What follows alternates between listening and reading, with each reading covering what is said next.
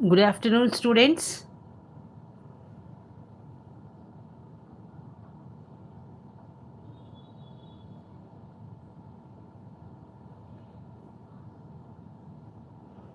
Good evening, Leila.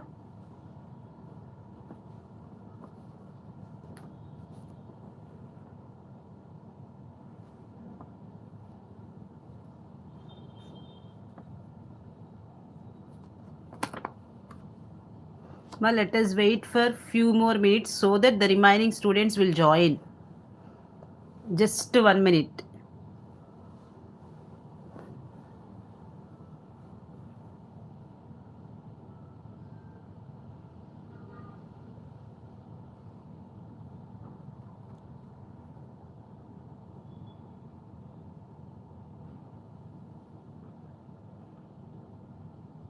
Good evening, Anand.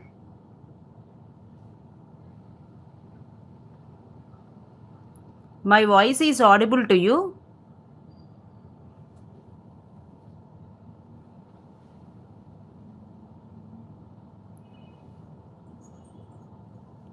One of you respond. Voice is audible to you.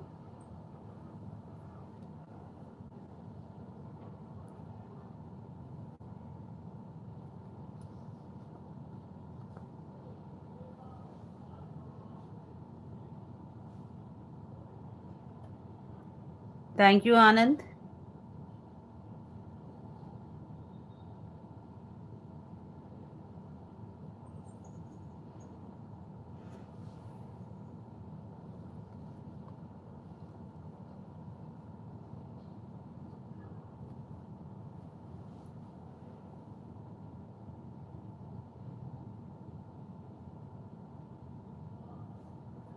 Welcome to the live session.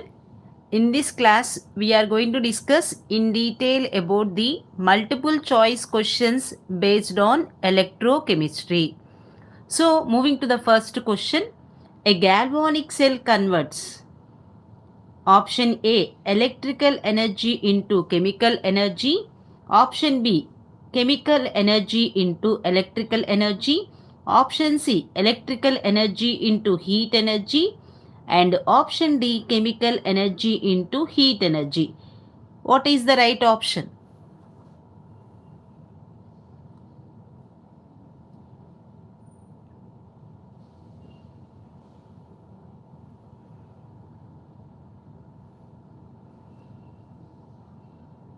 Ma, you are supposed to share your answer. What is the right option for the first question? A galvanic cell converts.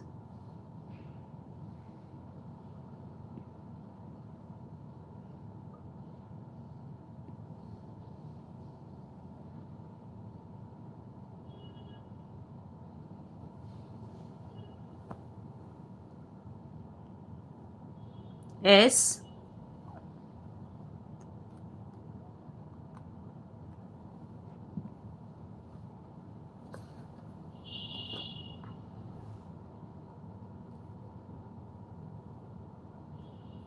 S. Anand, what is your option?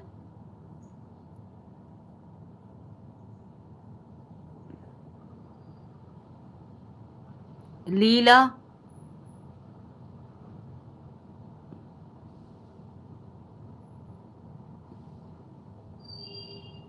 Share your answer.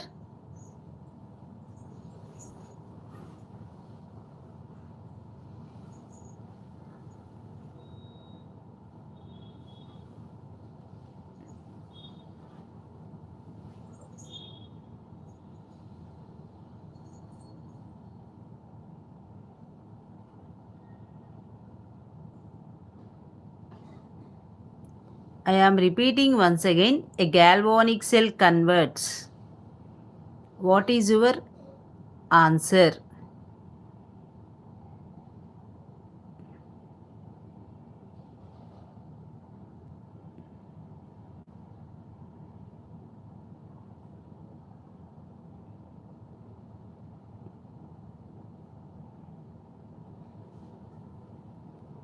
Anyhow, coming to the right option, Here a galvanic cell converts chemical energy into electrical energy. So option B is the right answer. So what is the importance of galvanic cell? It converts chemical energy into electrical energy. So next, moving to the second question.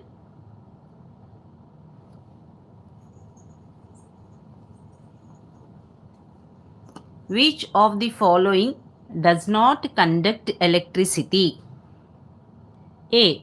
Molten sodium chloride. B. Solution of NaCl in water. C. NaCl crystal. And D. None of the above. What is your answer?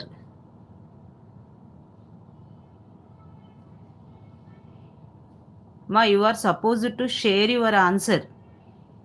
What is the right option?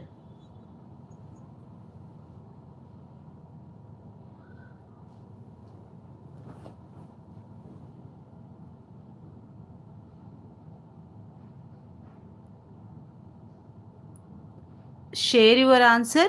What is the right option?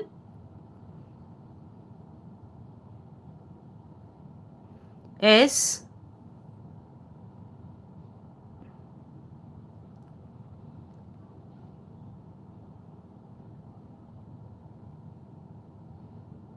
Screen visible to you?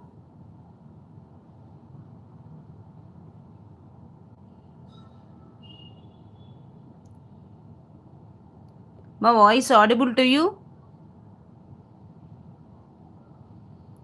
Then share your answer. Kenya, can you share your answer? Yes. What is the right option for the second question? Once again, I am repeating the second question.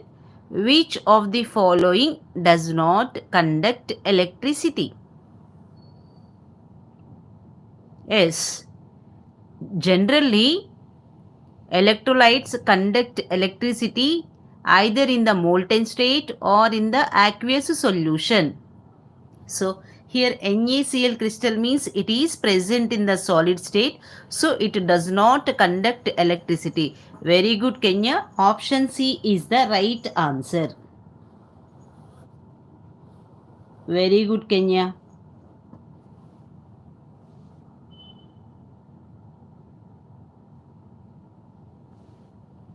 Next, moving to the third question, that is, in an electrochemical series, the elements are arranged in the option A, decreasing order of standard reduction potentials. Option B, increasing order of standard reduction potentials. Option C, increasing order of equivalent weights. And option D, increasing order of oxidation potentials. Choose the right option.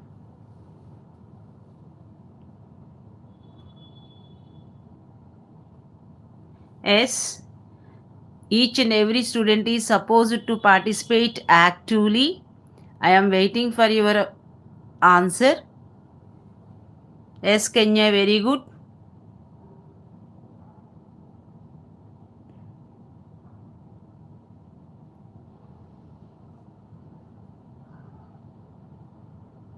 Yes, Kanya, very good. Option B, that is increasing order of standard reduction potentials. So in an electrochemical series, all the elements are arranged in the increasing order of their standard reduction potentials.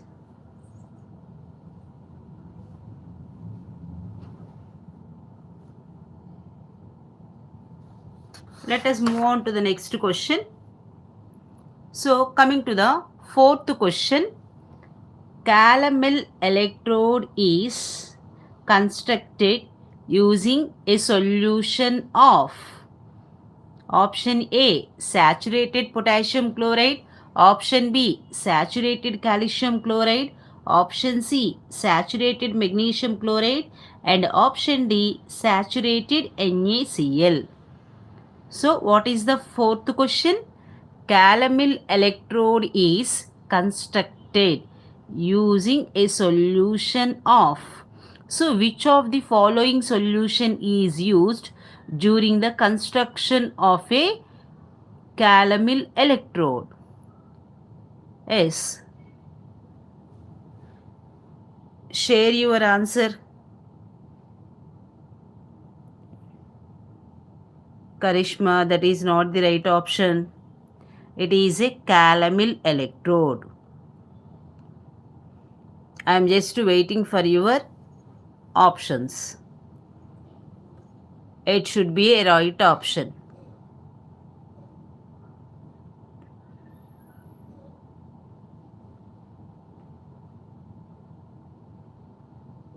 Very good. Jambokar gave the right answer. So, calomel electrode means in general it consists of mercury, mercurous chloride paste and saturated KCl solution.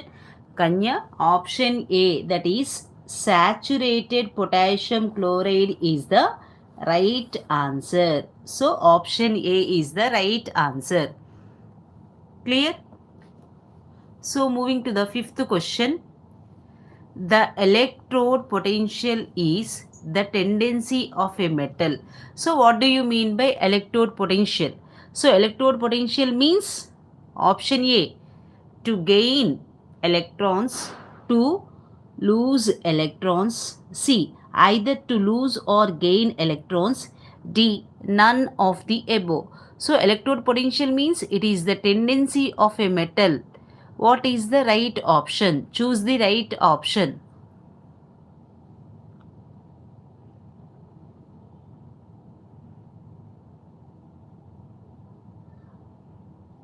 Kanya, what is your answer?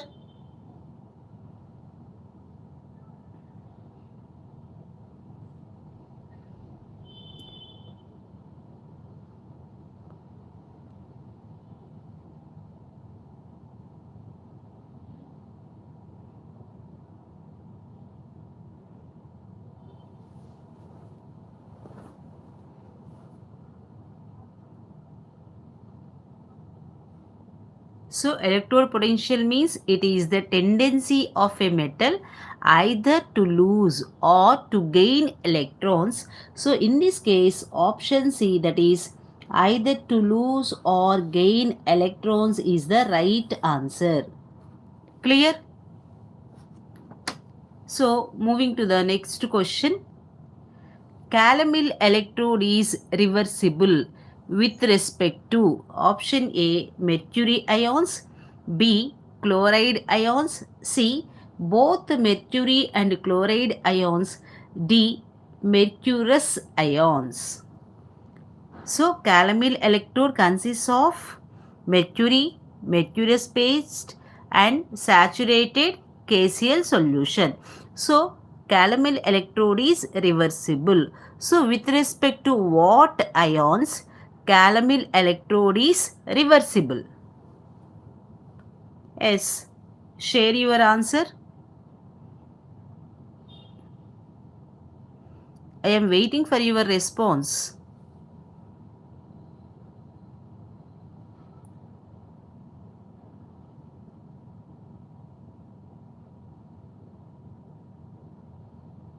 So, if at all calomel electrode is acting as anode, so there will be decrease in the concentration of chloride ions. If there is any increase in the concentration of chloride ion, it indicates that calomel electrode is acting as cathode.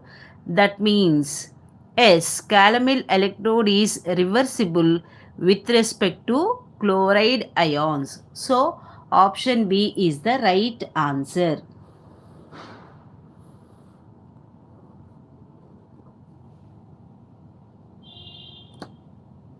So, moving to the seventh question, the unit of electrochemical equivalent is. So, what is the unit of electrochemical equivalent? So, according to Faraday's first law, W is equal to ECT. So E is the electrochemical equivalent. So it can be written as E equal to W by CT. So coming to the units of E, W means always it will be measured in terms of grams. Here current means amperes, ampere inverse, and time is present, so which is second inverse. So what is the unit of electrochemical equivalence? S, gram per ampere per second. So here option B, gram per ampere and second, that means gram ampere inverse second inverse is the unit of electrochemical equivalent.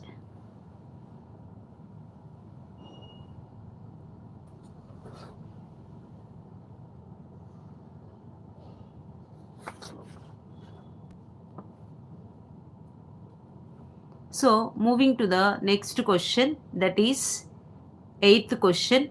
A good electrolyte is. Coming to the options, option A is urea solution, B is sugar solution, C is starch solution, and D is dilute HCl solution. So from the given four options, you are supposed to identify what is a good electrolyte.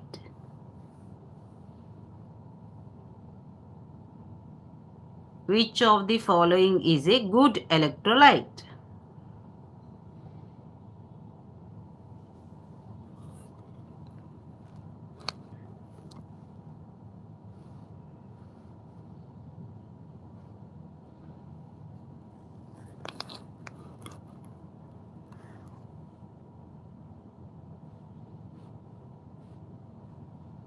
Very good, Bhavani. So, urea, sugar and starch solutions are non-electrolytes. So, option D, dilute HCl is the good electrolyte. Very good, Bhavani. Kanya, very good. Moving to the ninth question. A chemical equivalent ratio of magnesium and aluminium is. Chemical equivalent means, in other words, you can consider it as equivalent weight. So what is the ratio of equivalent weight of magnesium and aluminium?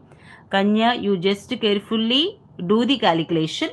Option A is 12 is to 13, B is 24 is to 27, C is 3 is to 4, and D is 4 is to 3. Atomic number of magnesium is 12, aluminium is 13, but here they are asking about the ratio of equivalent weights. So you have to calculate the equivalent weight from its atomic weight.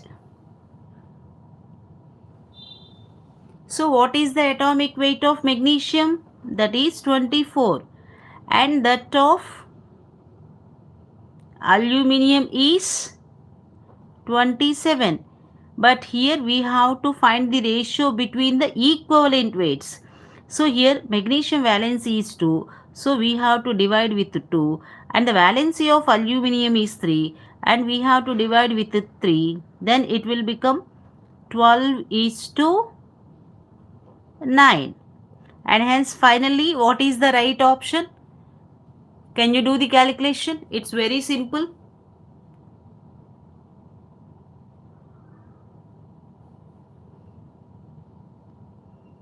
You just do the calculation and share the right option. Very good, Kanya Reddy. So option D, that is 4 is to 3 is the right option. Moving to the next question. Charge associated with 1 mole of electrons. So you are supposed to identify what is the charge associated with 1 mole of electrons. Option A, 96,500 coulombs. Option B, 6.023 into 10 power 23 coulombs. Option C 965 into 10 power 23 coulombs. And option D 3 into 10 power 23 coulombs.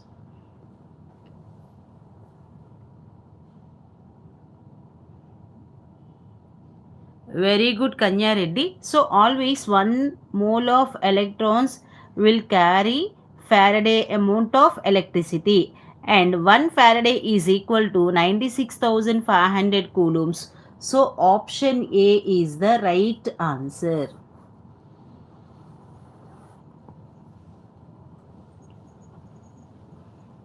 Moving to the 11th question. 1 Faraday of current can deposit. So 1 Faraday of current can deposit. Option A 1 mole, option B 1 gram, option C 1 gram equivalent, option D 1 electrochemical equivalent. So that means whenever 1 Faraday of current is passed through the substance, it can deposit how much amount of the substance?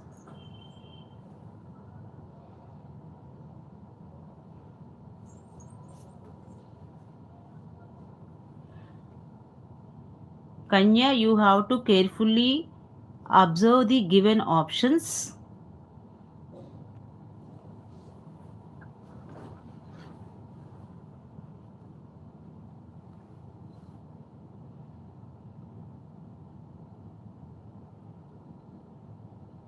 In particular, whenever 1 Faraday of current is passed through an electrolytic solution, very good Kanya, it can deposit 1 gram equivalent weight of the substance. So, option C is the right answer.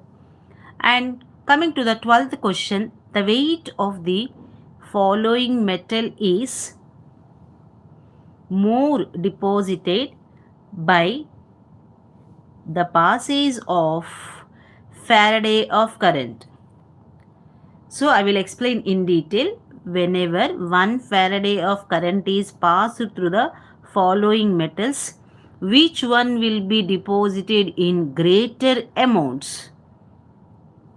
Definitely, whenever a Faraday of current is passed through any substance, its equivalent weight of the substance will be deposited. So, which of the following will be deposited in more amounts? So, here you should be familiar with the equivalent weights.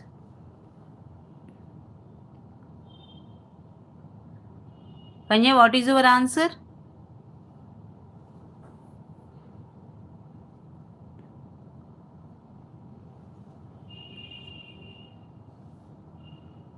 No, Ma, you just carefully calculate the equivalent weight. So, anyhow, I will explain in detail.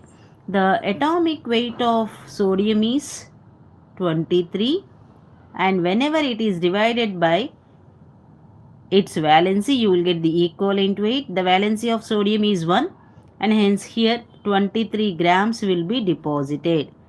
Coming to the magnesium, its atomic weight is 24 and the valency is 2, and hence 12 grams will be deposited. Coming to the aluminum, its atomic weight is 27 and the valency is 3, and hence only 9 grams will be deposited. So from these values, it is very clear that, very good Kanya, sodium metal will be deposited in greater amounts. Clear? So option A is the right answer.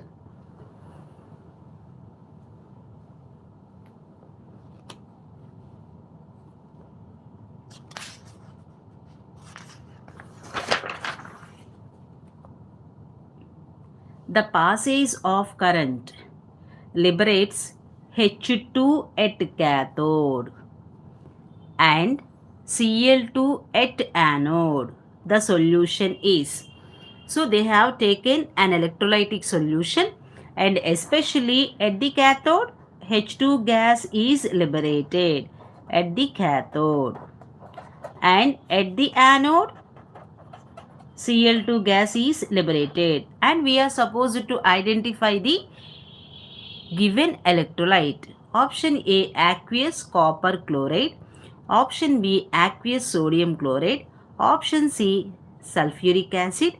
And option D, water. So, initially, let us try to write what are the substances deposited or liberated at the cathode and at the anode for the four electrolytes. Okay, so coming to the aqueous copper chloride. So always copper will be deposited at the cathode and chlorine gas will be deposited or liberated at the anode. And coming to the aqueous NaCl, it is aqueous NaCl, and hence hydrogen gas will be liberated at the cathode and chlorine gas will be liberated at the anode. Coming to the sulfuric acid, hydrogen gas will be liberated at the cathode and oxygen gas will be liberated at the anode. And coming to the water, hydrogen gas will be liberated at the cathode and oxygen gas will be liberated at the anode. So, here if the electrolyte is aqueous sodium chloride, then always hydrogen gas will be liberated at the cathode and chlorine gas will be liberated at the anode. Very good, Kanya. Option B is the right answer.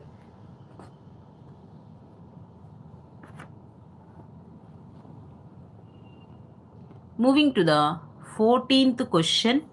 A current strength of 965 amperes is passed for 10 seconds through a solution of copper sulfate. Weight of the copper metal deposited is. So, a current of 965 amperes is passed for about 10 seconds. So, through a solution of copper sulfate, and you are supposed to find the weight of the copper metal deposited. Here, this is based upon Faraday's first law, and the mathematical expression for Faraday's first law is WE is equal to ECT, and here E means electrochemical equivalent, and its value is not directly given, and hence we have to replace small e, and the relation between small e and capital E is small e is equal to capital E by F. So it becomes capital E CT by F, and capital E means equivalent weight. So coming to the equivalent weight of copper, it is equal to atomic weight by 2. Here the atomic weight of copper is 63.5 and its valency is 2, and hence its equivalent weight is equal to 31.75. And on substitution, so 31.75 into 965, that is the current in amperes, into time in seconds 10, divided by F means Faraday, that is 96,500 coulombs. And from this it is very clear that it is very simple calculation, and that is equal to 3.175 gram. So what is the right option? Very good, Kanya Reddy. So option B is the right answer, that is 3.175 gram amount of copper will be deposited. Clear? Next, moving to the 15th question, that is, a certain quantity of electricity is passed through an aqueous solution of silver nitrate copper sulfate solution connected in series. That means here Faraday's second law is applicable, and the expression is W1 by W2 is equal to E1 by E2. The amount of silver deposited is 1.08 gram. The amount of copper deposited is So when 1.08 gram of silver is deposited, we are supposed to calculate how much amount of copper will be deposited. So here W1 means weight of the silver. W2 means weight of the copper. That's what we have to calculate. E1 means equivalent weight of silver, and that is 108. E2 means equivalent weight of copper, and that is equal to 31.75.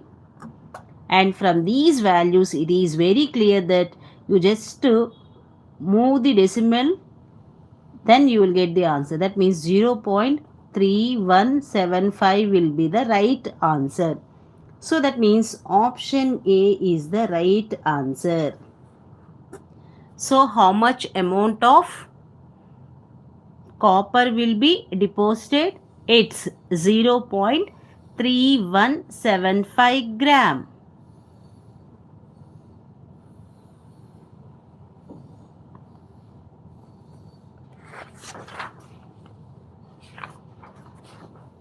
So moving to the next question.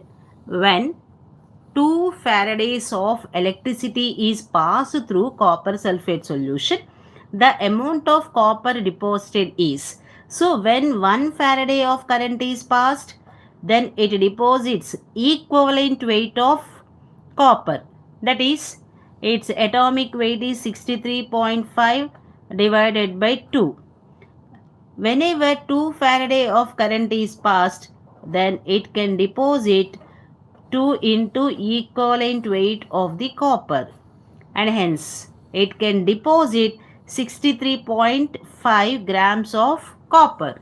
So option A is the right answer, that is 63.5 gram. Moving to the next question. The metal at the top of electrochemical series is. So electrochemical series consists of metals which are arranged in the increasing order of their standard reduction potentials.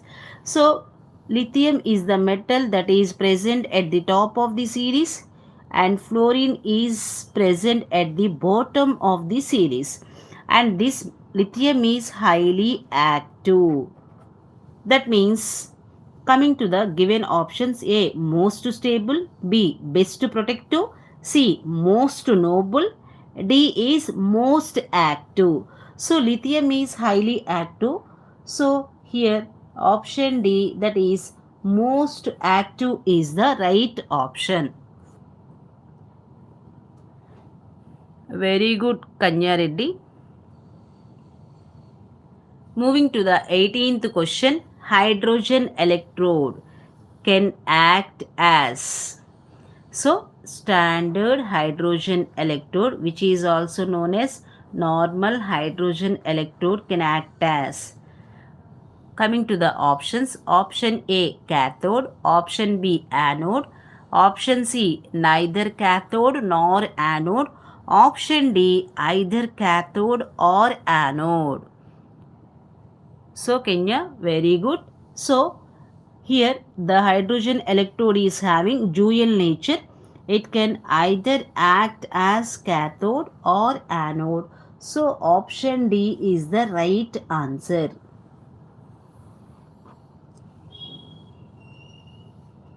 Yes.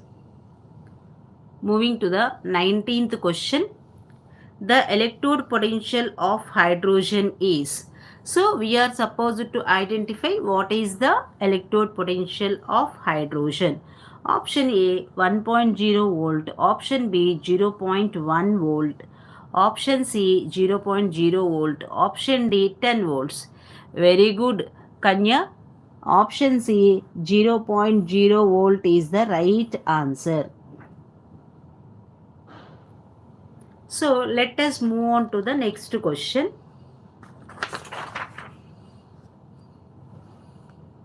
Moving to the 20th question. A solution of nickel chloride. What is that? Nickel chloride was electrolyzed using platinum electrodes after electrolysis. So after electrolysis, what are the products deposited at the cathode or at the anode? So nickel chloride is the electrolytic solution.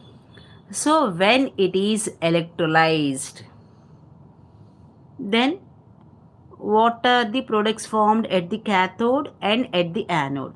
Undoubtedly, nickel will be deposited at the cathode and chlorine gas will be liberated at the anode. So we have to check the given options. Nickel will be deposited at the cathode. B. Chlorine gas will be liberated at the cathode. Option C. Hydrogen gas will be liberated at the anode. And option D. Nickel will be deposited at the anode. So from these options, it is very clear that option A, nickel will be deposited at the cathode, is the right answer. Very good, Kanya.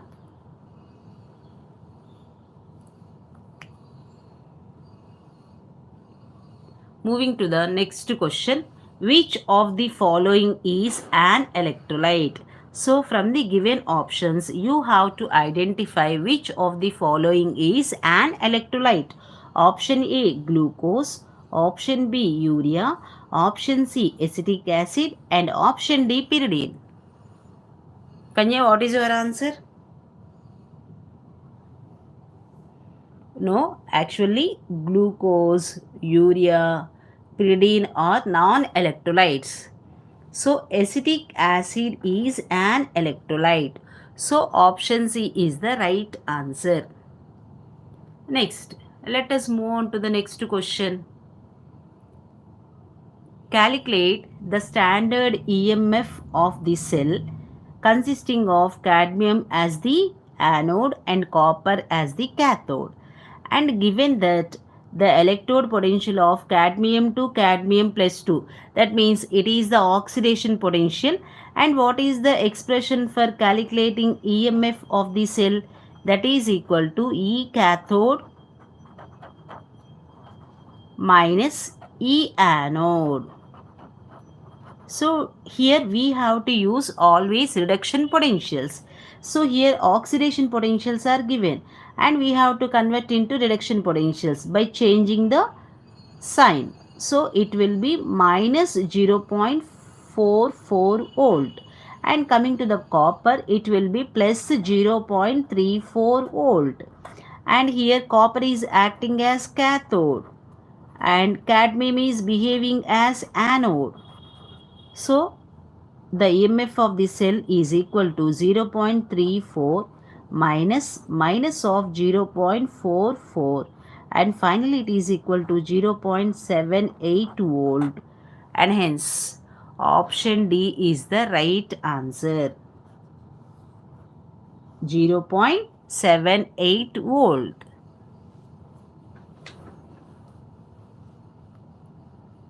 Clear?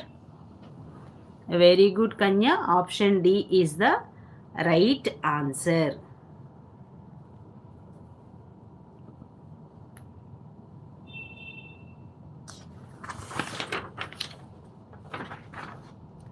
Moving to the next question. Copper rod is dipped in silver nitrate solution. Copper is dipped in silver nitrate solution. Then the solution turns to blue color. In this process, what happens? Listen to me carefully. Copper is active when compared with silver. So it displaces silver from silver nitrate solution. That is, you will get copper nitrate. And silver will be separated out. And hence, it appears in blue color. So here the oxidation state of copper initially is 0, but whenever copper nitrate is formed, it is changed to plus 2. That means copper is oxidized, and because of that nature, the solution is converted into blue color. Moving to the next question. The degree of ionization is much high for this solution. So degree of ionization means the degree of dissociation. So that means here simply we have to identify which of the following is a strong electrolyte. Definitely strong electrolytes will have high degree of dissociation or ionization. HCN is a weak electrolyte. Ammonium hydroxide is also a weak electrolyte. Acetic acid is a weak electrolyte. Sodium hydroxide is a strong electrolyte. Definitely sodium hydroxide will have high value of degree of ionization. So option C is the right answer. So moving to the next question. In in electronic conduction. So here it is an electronic conduction. Then what happens? So we have to go through the given options. A. Mass will migrate. No chemical change takes place. Chemical change takes place. Ions are responsible for the conduction. So electronic conduction is due to the migration of electrons. In that case, no mass will migrate. Okay, no chemical change takes place. Okay, option B is the right answer.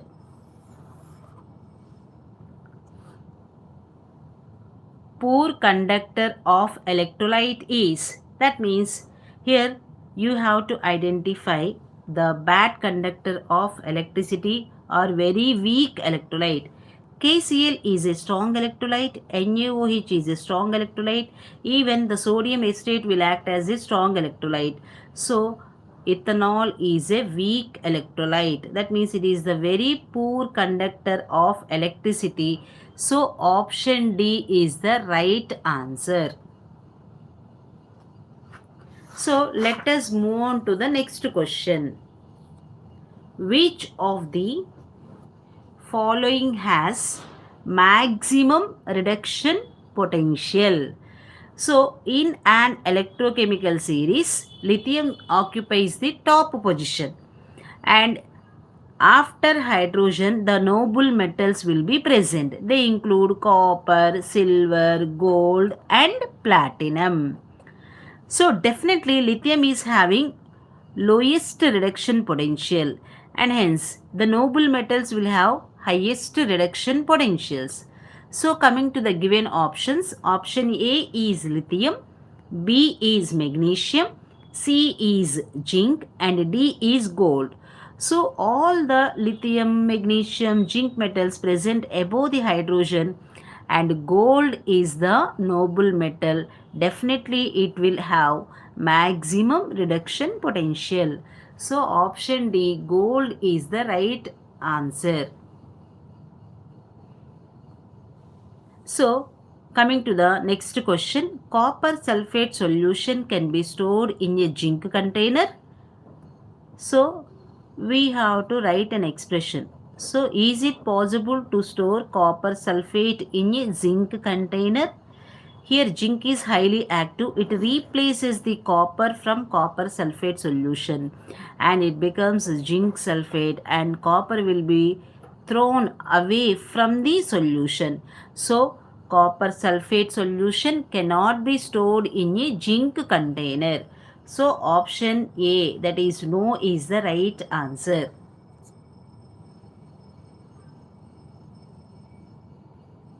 The chemical reaction taking place at anode is. So Kanya, will you guess what is the chemical reaction that is taking place at the anode? Always at the anode what happens?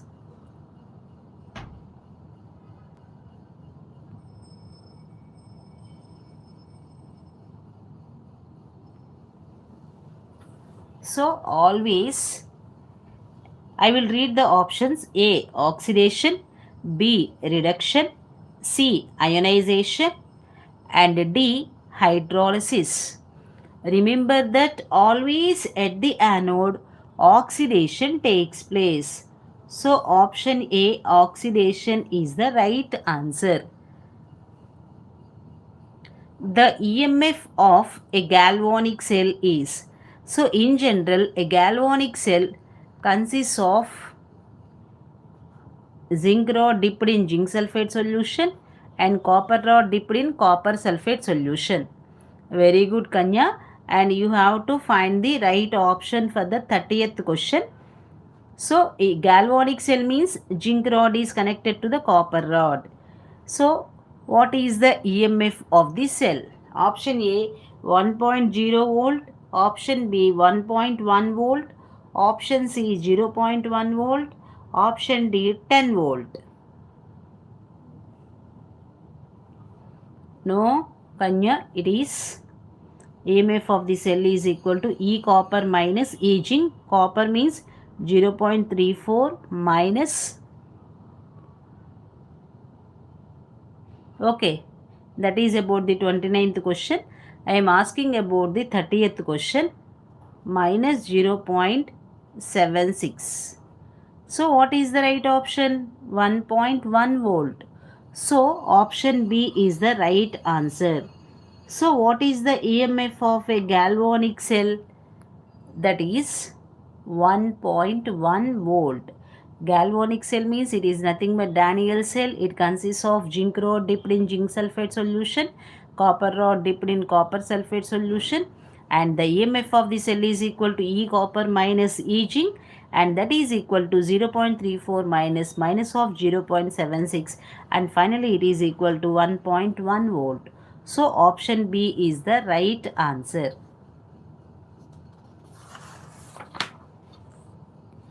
Moving to the next question. Which of the following is the strongest reducing agent? You just listen to me carefully. Which of the following is the strongest reducing agent? Coming to the given options. Option A is zinc, B is magnesium, C is aluminum, and D is lithium. So lithium is present at the top of the series and it is highly active and it undergoes oxidation. That means it is the strongest reducing reagent. So option D is the right answer. So here in this case lithium is the right option. The element with least reduction potential is. Lithium is present at the top of the series and its standard reduction potential is minus 3.05 volt. So it is the least value. So coming to the given options. Option A is lithium, B copper, C gold, D magnesium. So option A, lithium is the right answer. It is having the least reduction potential value. Moving to the next question. Arrhenius theory could explain the behavior of. So Arrhenius theory explains beautifully what. Coming to the given options. Option A is strong electrolytes only. Option B, weak electrolytes only. C, both. D, none. So Arrhenius theory could explain the behavior of.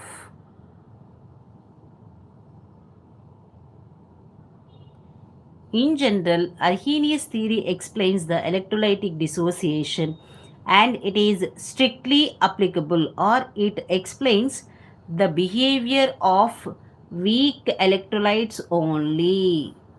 So option B is the right answer. Moving to the next question.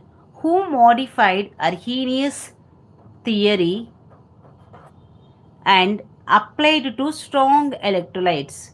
So Arrhenius theory is only applicable to weak electrolytes.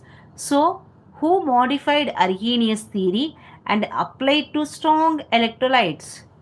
Coming to the given options. Option A is Heisenberg, B Debye, Haeckel and Ansager, C Schrodinger, D de Broglie. So who modified Arrhenius theory and applied to strong electrolytes?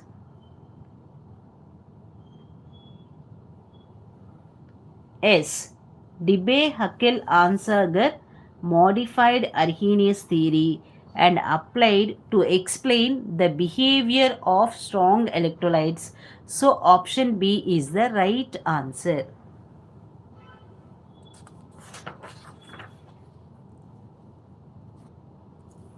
Moving to the next question.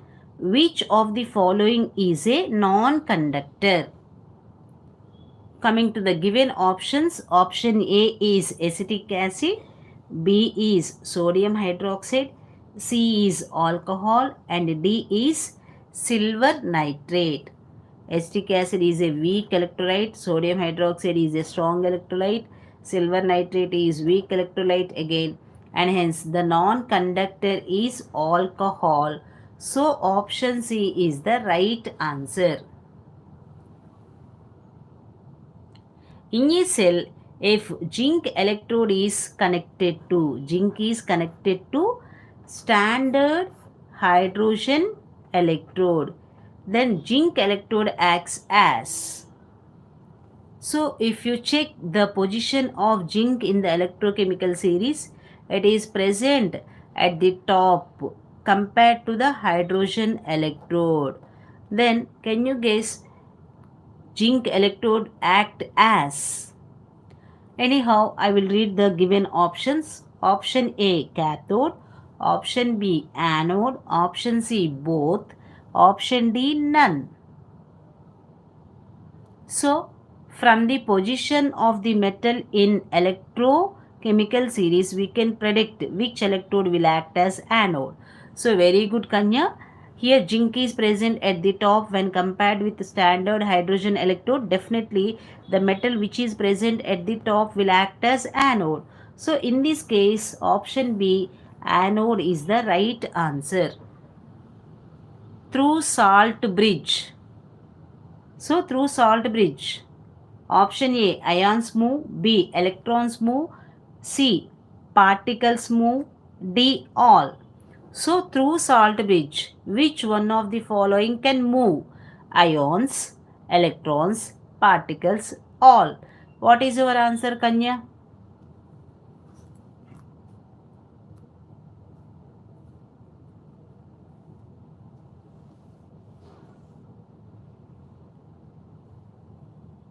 Definitely, salt bridge consists of potassium chloride solution, and through the salt bridge only ions can move. So option A is the right answer. Through the salt bridge only ions can move. Which of the following is a weak electrolyte? So you have to identify which of the following is a weak electrolyte. Option A sulfuric acid, option B sodium hydroxide, option C sodium chloride, and option D boric acid. Sulfuric acid is a strong electrolyte. NaOH is a strong electrolyte. Sodium chloride is again a strong electrolyte. So boric acid is the weak electrolyte. So option D is the right answer. Which of the following is a strong electrolyte? Option A acetic acid, B ammonium hydroxide, C perchloric acid, D silver nitrate. So you just identify which of the following is a strong electrolyte. S acetic acid weak, ammonium hydroxide weak, silver nitrate weak, perchloric acid is the strongest electrolyte. So option C is the right answer.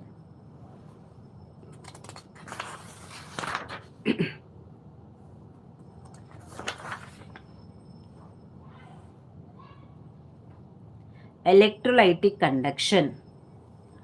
So coming to the given options, option A increases with temperature, option B decreases with temperature, C independent of temperature, D none. So you have to identify how the electrolytic conduction increases or decreases, or it is independent of temperature. So what is the nature of the electrolytic conduction? Very good Kanya. It increases with the temperature. So option A is the right answer. An electrochemical cell is based on. So, electrochemical cell means it is nothing but galvanic cell. So, it is based on. Coming to the given options, option A is acid base reaction, option B is complex reaction, C is oxidation reaction, and D is redox reaction. So, a galvanic cell is totally based upon the redox reaction, which involves both oxidation and reduction. So, option D is the right answer. Coming to the next question, who proposed the laws of electrolysis? Coming to the given options, option A is Arrhenius, B is Faraday, C Bohr, D Sommerfeld. Who proposed the laws of electrolysis? S. Laws of electrolysis is proposed by Faraday in the form of Faraday's first law and Faraday's second law. So option B is the right answer. The degree of dissociation of a weak electrolyte is, in general, the degree of dissociation of the weak electrolyte is less than 3%. So here option A is 100%, B is greater than or equal to 30%, C is less than or equal to 10%, and D is less than 3%. So weak electrolytes will dissociate to a lesser extent, and hence the degree of dissociation is very small, and hence option D, that is less than 3%, is the right option. Moving to the next question, the electrode with lowest reduction potential value is. So, in which of the following options the electrode is showing lowest reduction potential values? So, coming to the given options, option A is magnesium, B is copper, C is silver, and D is gold. So, here if you carefully watch all the given options, very good Kanya, copper, silver, gold, they are present below hydrogen. They will have high reduction potential values. Magnesium is present above the hydrogen and it exhibits lowest value for the reduction potential. So option A, magnesium, is the right answer. Moving to the next question. Common electrolyte used in the salt bridge is. So which of the following electrolyte is used in the salt bridge? Option A, sodium hydroxide, option B, sodium carbonate, option C, potassium chloride, and option D is KOH. Okay, I am repeating once again the question. Which of the following electrolyte is used in the salt bridge? Yes, undoubtedly it is potassium chloride. It is the common electrolyte which is used in the salt bridge. So option C is the right answer. Standard reduction potential of an element is equal to, so always it is equal to -1 into standard oxidation potentials.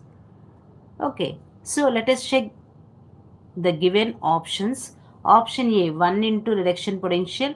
Option B, -1 into oxidation potential. Option C, -1 into reduction potential. Option D, 1 into oxidation potential. So how reduction potential is related to the oxidation potential? It is equal to -1 into standard oxidation potentials. Varma, at once check your option. Actually, reduction potential is equal to -1 into oxidation potential. So here in this case, option B, -1 into oxidation potential, is the right answer. Moving to the next question. the electrolysis of which electrolyte gives the same products in the fused and aqueous solution state.